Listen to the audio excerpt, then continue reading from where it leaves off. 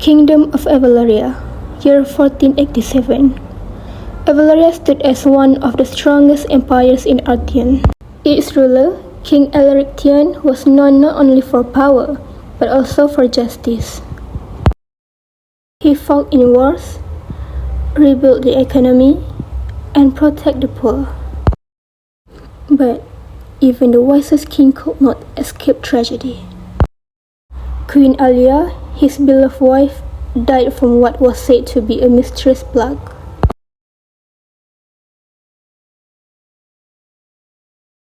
Two princes, two different futures. Prince Farza, the eldest, loved, protected, spoiled by comfort. Every wish granted, every mistake forgiven. Slowly, he began to believe the throne was his birthright. Prince Kimi, the younger prince, was different. He was a determined and a quiet person. He often visited his mother's grave, sitting there for hours reading books. He trained diligently, as if trying to prove something to himself. By Prince Kimi's side stood a loyal figure, admired Aryan Valkyries. He was a sea warrior and a long-time companion of King Alaric. Aryan had once saved the king's life during the War of Three Rivers 20 years ago. Since then, his loyalty had never been questioned. Aryan once told Prince Kimi, "A king is not judged when he wins, but when he is tested with the wrong choice."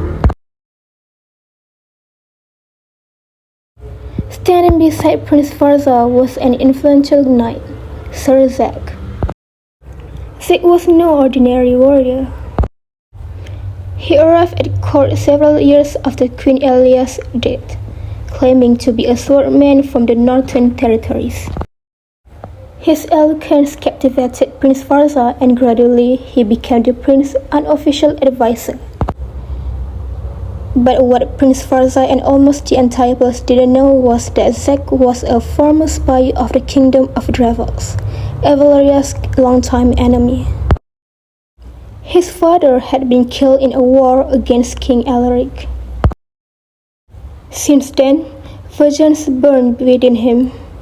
He could not overthrow King Alaric openly, so he chose a subtle path, corrupting the heir from within.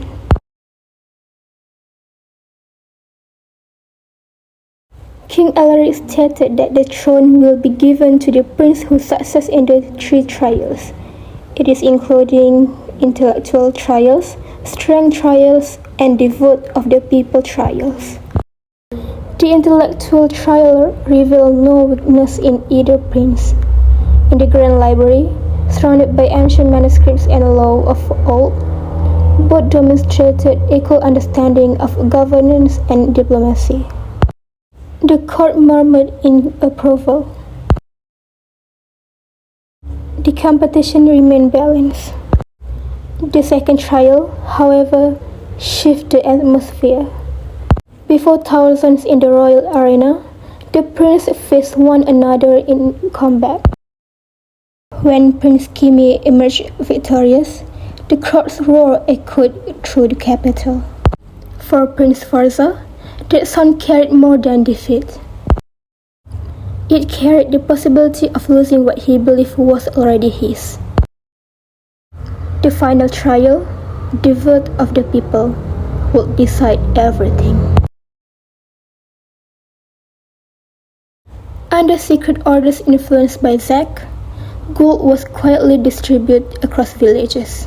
Threats were whispered in the dark. Many citizens who initially intended to vote for Prince Kimi surrendered to greed and fear. But not all. A group of villagers whom Prince Kimi had once helped secretly approached and admired Aryan. They revealed the bribery and intimidation. Aryan investigated immediately. The truth was uncovered on the very day the results were to be announced. When Prince Farzaz's name was announced as the winner of the vote, Zack smiled in satisfaction. But before the crown could be placed upon Prince Farzaz's head, Orion stepped into the center of the hall. He stated that the victory was tainted by bribery. Brave citizens came forward to confirm the accusation. King Alaric's face darkened. Prince Farzaz turned toward Zack, but the knight had already vanished from the hall. Palace guards eventually captured Zack at the harbor as he attempted to flee. His secret as a spy of Dravox was exposed. Prince Farzaz was imprisoned for bribery and treason. Zack was exiled. Prince Kimi has crowned as King Kimi Alaric I. Yet when the crown was placed upon his head, he did not smile. Instead, he remembered the words of his mother, once told to him by his father. Power without heart will destroy an empire. The people cheered, for honesty and finally prevailed. And in Chronicles of Evaloria, the year 1487 was remembered as the year a kingdom nearly fell, not by the attack of the enemies, but the greed and bribery.